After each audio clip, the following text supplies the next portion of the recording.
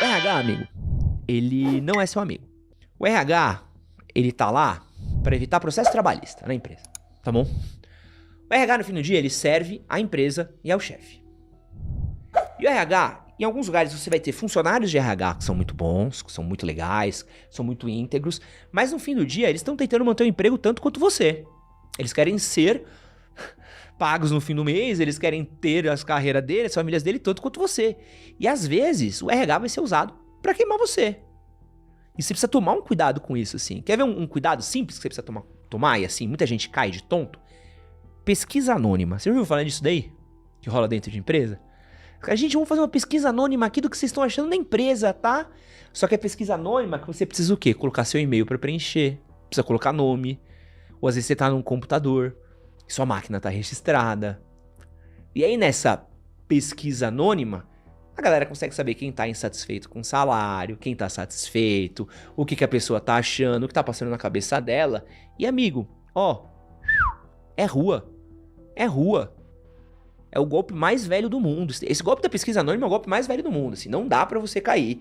É tipo o RH chamar todo mundo numa sala, gente, o que vocês estão achando? Vocês estão ferrados. Vocês estão ferrados. Eu trabalhei numa empresa uma vez, olha que maluquice. Era uma empresa, era um canal de TV, que tava super crescendo, tava num momento ótimo, fazendo uns puta números de audiência gigantes, né? E aí, começou a dar uns paus políticos, né? Umas paradas lá bem pesadas. Um dia eu conto essa história em específico pra vocês. Mas começou a dar um pau muito grande e os funcionários ficaram preocupados. E a galera tava genuinamente preocupada com aquilo, né? E aí eles resolveram fazer uma reunião com a diretoria, né? Com a diretoria, com a chefia, para eles entenderem o que estava acontecendo na empresa. Então eles reuniram todo mundo, falaram assim, ó, a gente reuniu todos os funcionários, a gente queria sentar com vocês da gestão pra gente poder tirar umas dúvidas. E essa era a intenção deles, era tirar dúvida pra entender o que estava acontecendo. Então eles sentaram, eles perguntaram, ó, a gente queria saber o que estava acontecendo, porque a gente tinha promessa de tantos programas que a gente ia criar, não criamos, a gente tinha comercial chegando, não foram criados, a gente tinha promessa de salário, promessa de não sei o quê, a gente queria entender um pouquinho qual estão sendo o rumo da empresa, porque a gente tá há X meses trabalhando no escuro, né? E a conversa era pra ser uma conversa super saudável, era pra ser uma conversa sincera, franca. Todos os diretores sentaram na reunião e foram super educados, super tranquilos. Sim, obrigado por compartilhar. Muito bom ouvir o que vocês estão pensando. Agradeço muito a honestidade. Sabe o que aconteceu depois que terminou esse papo daí? Em menos de uma semana, todas as pessoas que organizaram esse papo foram mandadas embora. Ponto. E substituídas. Pra servirem de lição. E é isso. Esse daí é como funciona o RH, é como funciona a empresa. Não adianta, cara. Tem vezes assim que... E assim, eram pessoas que estavam... Vocês não estão entendendo. Não é que eles queriam uma coisa anárquica. Eram as pessoas que estavam fazendo aquela parada funcionar. Eu lembro que na época a gente batia a MTV de audiência, sabia? Pensa nisso, pô. Dava 2 pontos de audiência. Um número, pô, um número fudido. Isso nos anos 2000 era um puta de um número pra um canal de TV. E era uma galera que queria continuar trabalhando. Eram pessoas que gostavam do que faziam. Pessoas que estavam dando sangue. Que tinham feito aquela parada acontecer. E elas foram mandadas embora assim, ó. Por questionar a autoridade. Por querer trocar uma ideia, por querer mandar uma real, por querer algum tipo de iniciativa de uma diretoria que não estava se importando com isso. A diretoria queria poder. E a partir do momento que aquele poder foi questionado, eles foram mandados embora. Aliás, essa é uma ótima lição para você. Quem fideliza os seus clientes é você. Tá? Vou dar um caso para você da minha barbeira. Eu corto um cabelo com uma pessoa incrível, chama Heloísa. Vou até falar o Instagram dela, porque a Elo... ela é sinistra, ó. A Elo é a Heloísa Rodrigues BJJ. Uma jiu-jiteira, barbeira, mano, sinistra, excelente barbeira. Recomendo muito o trabalho dela pra vocês, tá?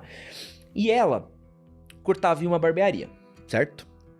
E ela saiu dessa barbearia. E aí, dia desses, a barbearia me mandou uma mensagem. Ah, você não quer vir aqui cortar o cabelo, tal? Cara, não quero. A gente te dá um corte de cabelo grátis. Não me importa, não é a barbearia que vai cortar o meu cabelo, não é o espaço físico que vai cortar o meu cabelo. É a barbeira que vai cortar o meu cabelo, é a pessoa que vai cortar o meu cabelo. Quem corta o meu cabelo, quem me trata bem, quem me acompanha nesses anos cortando o meu cabelo, é esse profissional, não é o espaço. Então quando a gente tá falando de tatuador, barbeiro, quando a gente tá falando de cabeleireira, quando a gente tá falando de gente que faz unha, que faz cílios, já viu que mulher tem uns bagulho de fazer cílios? Que faz uns alongamentos, uns bagulho meio esquisito assim? Isso é a pessoa que faz, não é o lugar que faz. Você não entra num prédio. Isso daqui é uma casa, essa casa não grava um podcast. Essa casa não grava vídeos, né? Eu acho. Se bem que tem uma câmera, né? Mas ia ser muito desinteressante, né? E a tia da limpeza virou a câmera de novo ali. Fica apontada pro teto. Quem corta o cabelo é a barbeira. Quem corta o cabelo é a pessoa que tá fazendo aquilo. E aí, você precisa entender isso. Você tá trabalhando num lugar, você tem os seus clientes, pegue o contato dos seus clientes, pegue o WhatsApp dos seus clientes, não deixa isso na mão da empresa. Isso é o maior network que você pode fazer. Porque no dia que você sair daí e você for pra outro lugar, você vai perder sua carteira de clientes, vai perder a galera que você fidelizou tanto tempo. O cara vai chegar na barbearia pra cortar o cabelo, vai procurar você, não vai estar lá e vai com um tonhão? Não. Manda mensagem pro cara assim que você sair. Fala, Jorginho, tô indo pra barbearia ali do lado. Vou cortar o cabelo e tal. Inclusive, vou te dar um desconto no seu primeiro corte na barbearia nova. Cara, a gente tem que aprender a fidelizar cliente, ter carteira. Eu, quando contrato pessoa de comercial, a pessoa de comercial, ela traz a carteira de clientes dela. Ela tem a carteira de clientes, pessoas que ela trabalha, os contatos que ela tem. E às vezes, uma pessoa que trabalha no comercial, ela é tão boa quanto a carteira de contatos dela. E se ela não tem uma carteira de contatos boa, ela não é uma boa profissional pra mim. Então, por exemplo, quando eu vou trabalhar com uma agência, os caras, manda pra mim os seus contatos comerciais. Eu falo, eu não. Eu já fiz meus clientes, eu já fidelizei, eu que tô tocando. Você quer os meus clientes pra você tocar os clientes que eu já fidelizei? Você que traga os seus clientes pra mim. Pô, tá maluco? E é esse cabo de guerra que a gente precisa ter, e a gente precisa ser ligeiro. Você precisa ser muito ligeiro, tá bom? Outra coisa pra você ser ligeiro também aqui, ó, que eu anotei. Essa aqui é típica, tá? E eu já me ferrei, tá? Quem aponta o problema resolve ele, tá? Você viu o problema? É você que vai resolver. Então assim, pensa 2 vezes antes de você apontar um problema na empresa, senão você vai ser o tonto que vai parar pra resolver ele. E pensa pra ver se você é o cara que quer resolver aquele problema. Assim, isso é muito típico. Você olhar, eu lembro até hoje, assim, no dia que eu virei na minha empresa, eu falei assim, porra, cara, a gente precisava de um relatório, né, pra gente poder falar disso daqui, né? Porque, meu gerente de conteúdo era um perdido na vida, né? Ele ia falar de pauta, ia falar de coisa, ele não tinha número. Falou, pô, Guilherme, precisava de um relatório pra gente poder falar do que tá acontecendo, da gente entender e tudo mais. Ele, tá bom, faz aí o relatório você. E aí eu ganhei a missão de fazer um relatório.